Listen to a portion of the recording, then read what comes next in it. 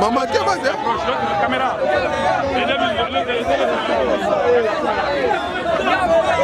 Maman, le moi, non.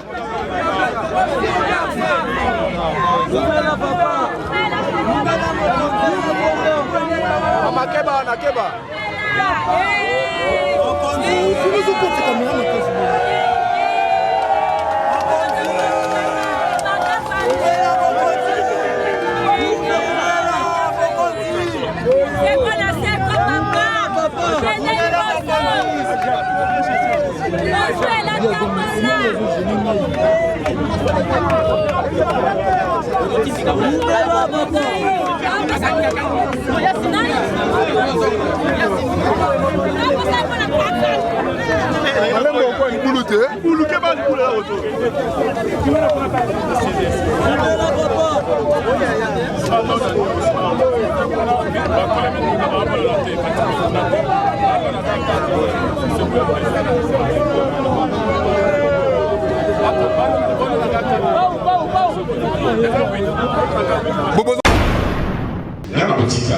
Ce qui n'a yoki ressources à l'équipe pour répéter le Coran, Ngaï, Batouabandou en général en particulier, qui plutôt va causer des Nikambo pour porter plainte.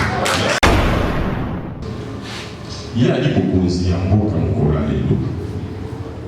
Le Kola Yoga qui m'a camboua, il y a un Senga. Alors, la source des alliés ni. Basant la responsabilité à vous, il s'appelle peuple à vous juger par l'initiative, il y a solo au basé au Kosovo. Pour les Kamboua, nous tournons les alliés comédie. Les actes comédie, et aussi les embouteillage. Et pour cannabis, pays à Mokamokaya, Malobaya, M. Félix Tshisekedi, président nommé. Oyo alobité. Quand vous voyez à Bimi à l'élection, vous avez des Kaki, dans des Gonaïe, par Louba, Yakasaï, par Pomaki, par Rona, par Moun. Pardon. Par Pomaki, par Rona, par Moun, sur instigation, il y a Moninga Moko, il y a Martin Fayou. Il y a l'oublié encore pour la compte, parce que je les sens. Concerner plus ou moins la domaine et la définition qu'il y a écrit. Dans le pays, M. Tshisekedi, bon. Et pour qui tu vas que tout collègue, il y a des cas où on peut pas collègue. Mais la population dans l'issue, la communauté dans l'issue. Bandundu Bakasai, Aswahili, Angala, etc. Tout le Wakaka, Bandundu Nakasai. Nous allons ensemble depuis des millénaires. Abonnez-vous! Abonnez-vous! Abonnez-vous! Abonnez-vous! Abonnez-vous sur votre chaîne YouTube. Congo Puissance. Congo Puissance. Il ne faut pas oublier. Abonnez-vous sur votre chaîne YouTube, Congo Puissance. Congo Puissance. Oh ma bataille. Avec Kelly Katenda, ma pata. Avec Kelly Katenda, ma pata. Oh ma bataille. Nzela Zulu. Abonnez-vous sur votre chaîne YouTube, Congo Puissance TV. Faya, Congo Puissance TV. Abonnez-vous.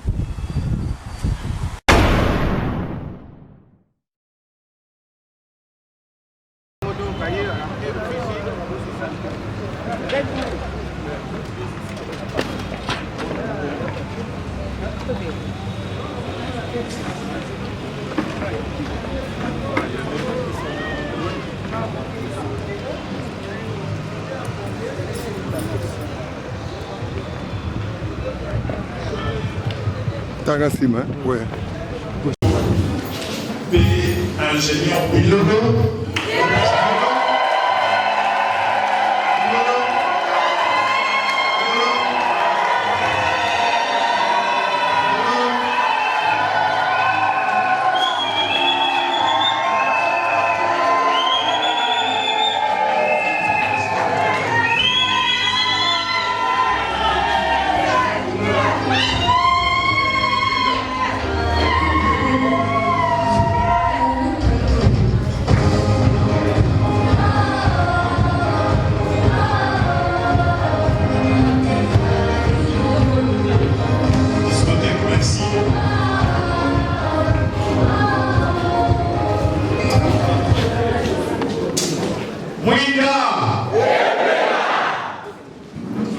tozali à côté de ma conseil à la discothèque Anche la Bisso hymne national.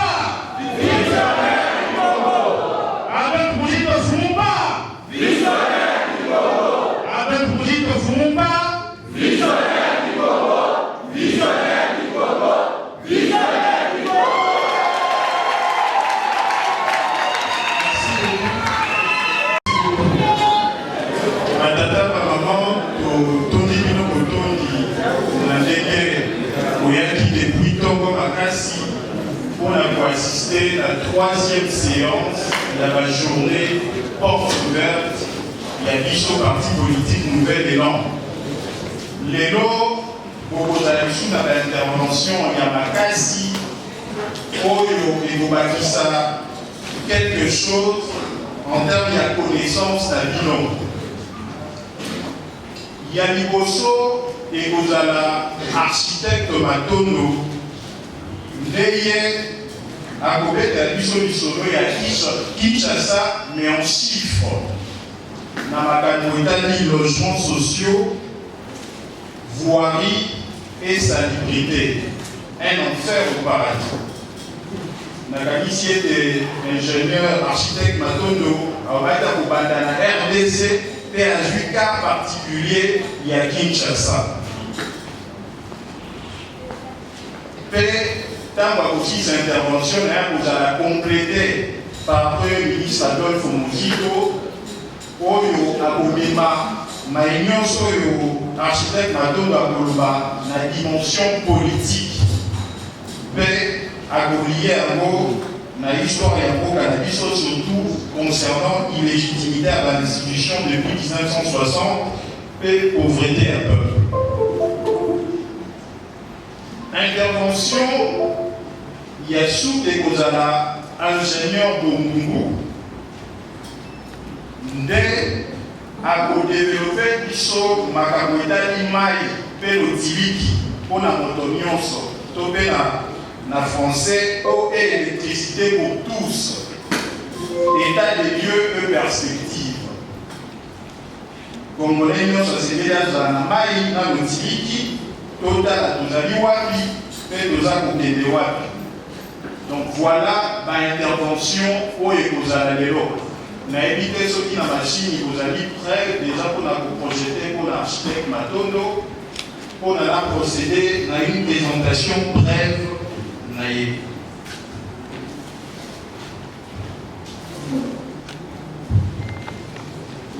Le Congo, le Congo, le Congo, merci. Na kusenga polisi aka moninga ingénieur Matondo akoka koloba eloko moko oyo ezali kodukisaka mingi nasengi ke bajournaliste bakoka kobusana pembeni na ngai soki moye ezali soki ezali te nakoki koloba epai na vandi. Ouais, tout va bien. Aninga na kanisa boyokaki mikolo eleki radio télévision radio télévision ya mboka na biso mpe ya mboka mopaya maloba ya monsieur Félix Tshisekedi président nommé oyo alobi te ntango ye abimi na élection toyebi ndenge elekaki bandeko na ye baluba ya Kasai babomaki bango na Bandundu. Babomaki bango na Bandundu sur instigation ya moninga moko ya Martin Fayulu. Nalobi yango mpona compte na nga parce que je me sens concerné plus ou moins la domaine et la définition qu'il y a écrit.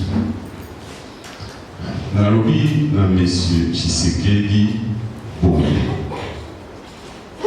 Eboki toyeba ke tokoleka. Yede ngaza wana mpe akoleka. Mais la population na biso, la communauté na biso. Bandundu Bakasai, Baswahili, Bangala, etc. Tout le Bakaka, Bandundu na Kasai.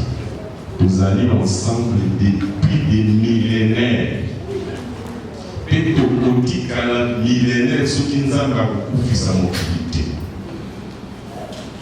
Pouvoir la biso, le koum la biso, le yéné la biso, et la biso, cohabitation à la terre ou à cocolatine la biso.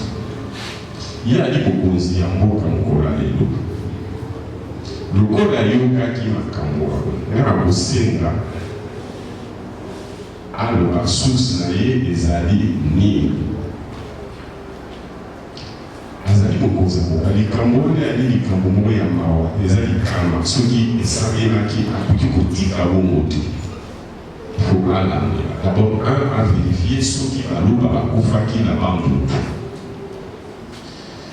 ezala ville nini to territoire nini ngai nali mokonzi ya parmi bakonzi ya Bandundu particulièrement bavotenga na Kikwit asalisa enquête akoki kotika te mpona baoyo basalaki instigation bato oyo babomaki bato bayebana na bato bakufaki bayebana sanction ezala na nsima réconciliation mpe ezala mpona bacommunauté wana soki mpe makila ya bana Kasai na Bandundu etangaki eya likambo tokotika bongo te na oyo nga na yedeli nga moko président élu Martin Fayulu tozalaki na Kikwit toyambaki population badignitaire ya Kikwit toyambaki mpe baresponsable ya bakasaye oyo bavandi kuna na baoyo bayaki na cadre ya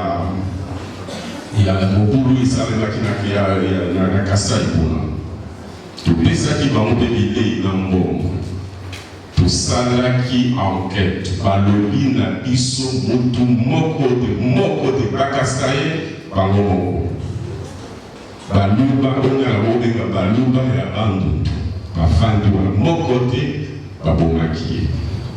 Par contre bato bakufaki bazalaki bato ya Bandundu oyo babomaki bango na baJR la soldatesque de Kabila mokili mobimba eyeli yango.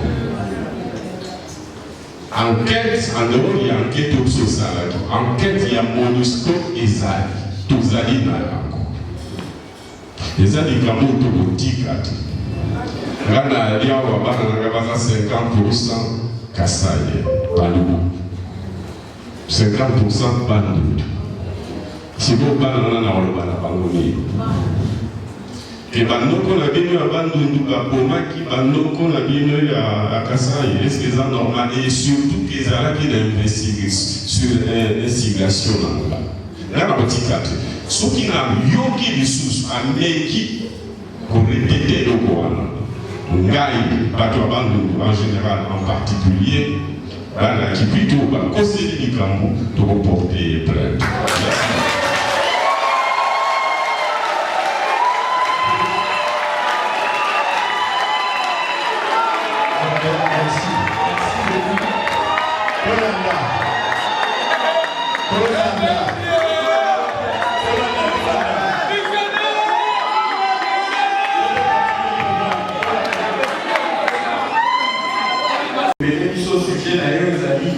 Principalement Kinshasa en chiffres en matière de logements sociaux, voirie et salubrité. Oui, architecte.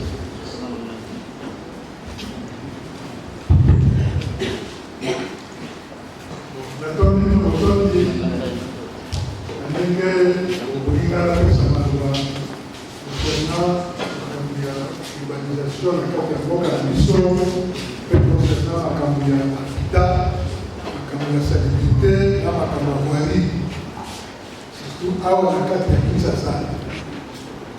Mais pour la banda, la colonie na Lingala, côté la Colinga Batou, oh, nous,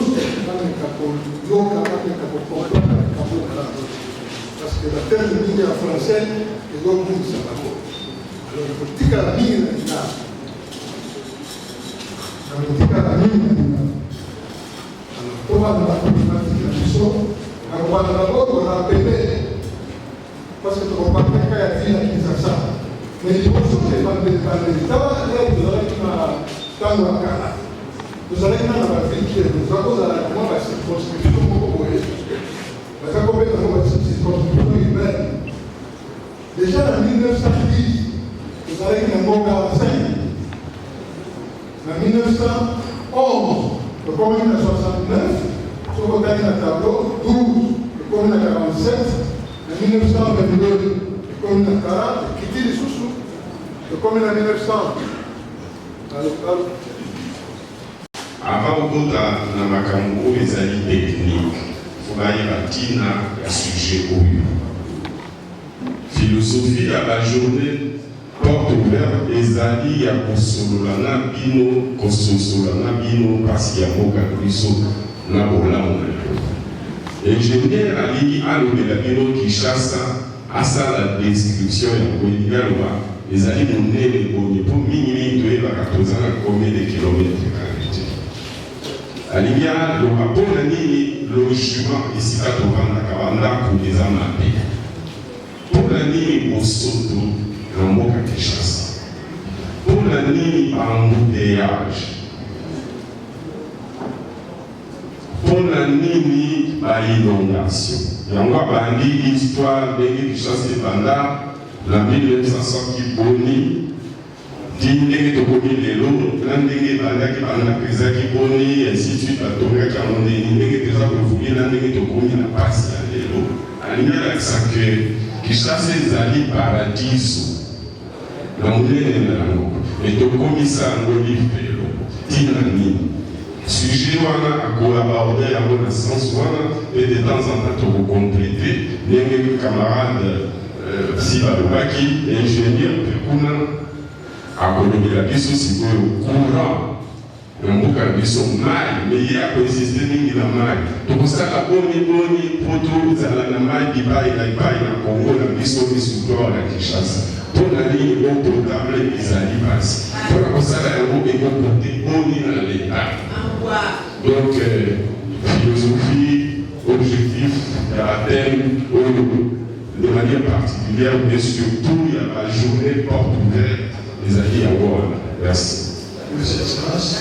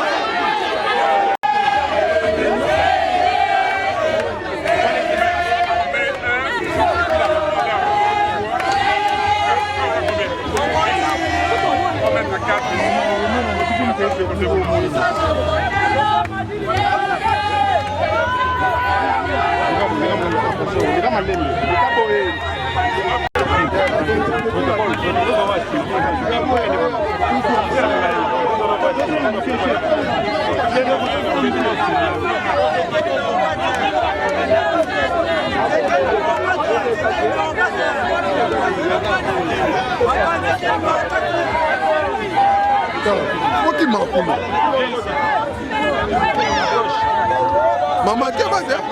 Caméra.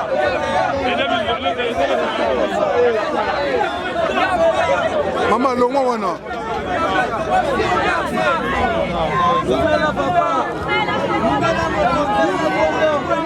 Maman, Keba.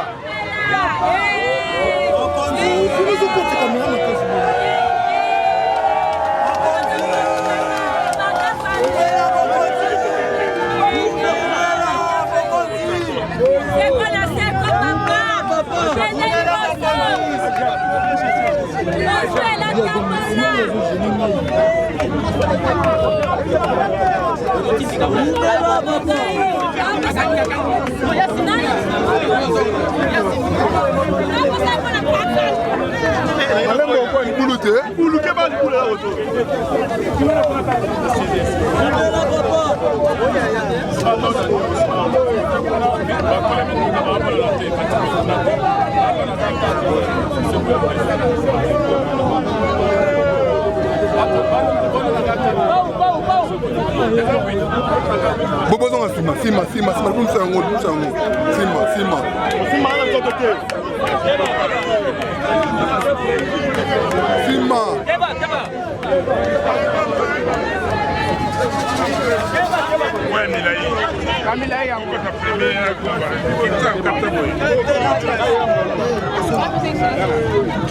il a encore les boulons.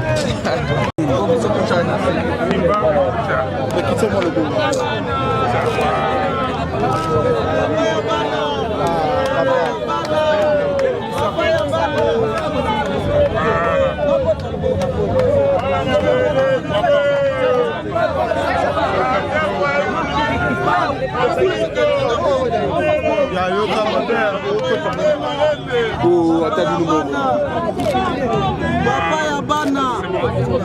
Papaya bana.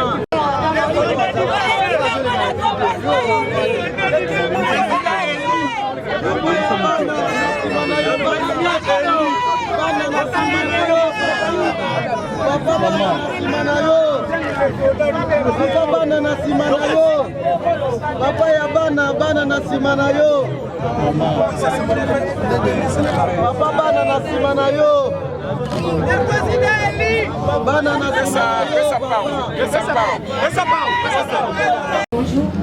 Vous avez participé à la 3e réunion rencontre de journée plan ouvert commentée par le Parti Nouvelle Élan. De quoi est-ce qu'il était question aujourd'hui, particulièrement? Vous avez suivi, et vous dites bien, 3e journée, donc 3e semaine, journée porte ouverte de Nouvel Élan. Nouvel Élan qui est membre actif de notre plateforme La Mouka. Je suis ici pour soutenir cette initiative et vous avez suivi ce qui a été dit aujourd'hui. On continue les Congos en chiffres. Aujourd'hui, on nous a parlé des logements de la ville de Kinshasa, on nous a parlé des routes, des tronçons où il y a des routes d'utilité nationale. Presque rien dans ces pays. On nous a parlé de l'eau et de l'électricité. L'eau, c'est la vie.